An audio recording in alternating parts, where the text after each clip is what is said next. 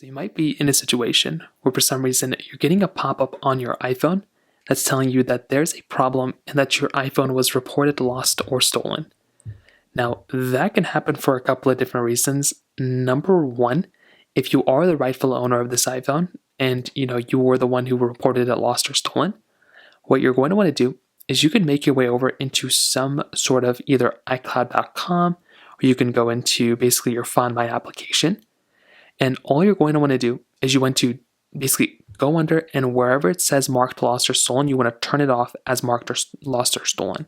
So if you have the Find My application on a different iPhone or something like that, you could just go ahead and search up for the Find My application.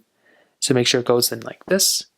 You can go and click on devices, that's right in the middle right here. And then you can choose a particular iPhone that you want to go ahead and turn off marked as lost or stolen. So let's say it was this set of AirPods or a different iPhone. I can tap on it, and there should be an option where I can turn it off as marked lost or stolen.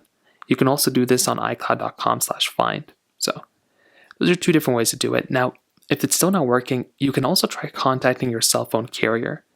So go through, grab the phone number of your cell phone carrier and try calling them and let them know that you just ran into this type of problem and that you kind of need to get some help with it. If it's an iPhone that you bought from them, if it's a used iPhone, you might want to call that carrier or your carrier, wherever it was reported to. And then you want to go and see if it was actually lost or stolen and how you can kind of get your money back and things like that from them. So that's essentially how you do it. If you have any other thoughts or questions, please let me know in the comment section below. Hit the like button, that would mean so much, but definitely hit that subscribe button. More importantly than everything else, I love every single one of you guys. Hopefully I'll catch you guys in the next video. Peace out till then.